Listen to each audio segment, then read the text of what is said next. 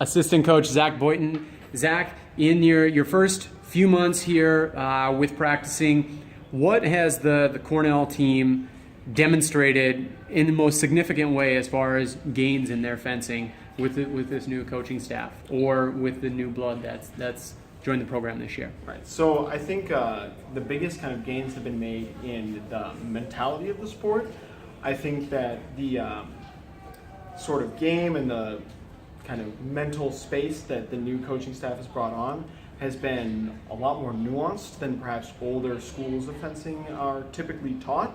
And I think that we've really started to see the athletes take to that and really start to increase the diversity of their game, how they play it, and kind of strengthen themselves mentally by understanding that there are a whole variety of options that come from their fencing. So there's many things that you can capitalize on. It's less of a right and wrong answer. I think that sometimes hard to navigate water of uncertainty when they feel comfortable in it allows them to do a whole lot more, open up a whole lot more options, and really be very dominant when they're fencing. And that's been so great to see them start to take to that and start to utilize that. And I think we're watching that now kind of come out and grow them. So it's awesome. And you contrast the style that you and your fellow coaches, Coach Ross and Coach Snyder, are bringing with the kind of what you said, an older style to the sport.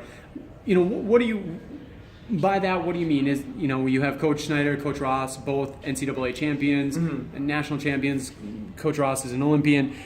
Is it their age and their relevance in the sport, or is it just a different style of fencing?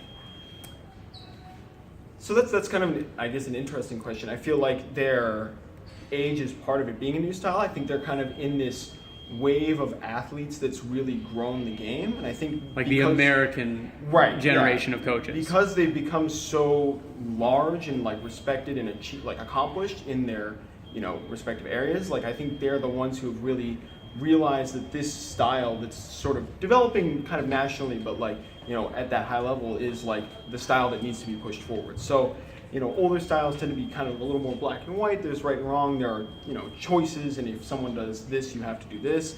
And this is a much more nuanced style that I think they've really exposed themselves to being at such a competitive level.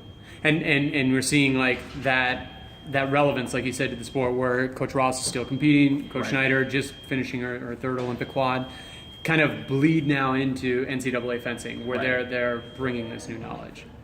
And for you as a coach, how is that influencing your coaching philosophy and growing your knowledge as a coach?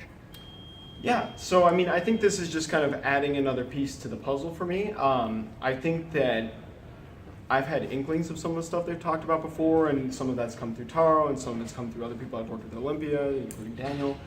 And I think that they've put it in a...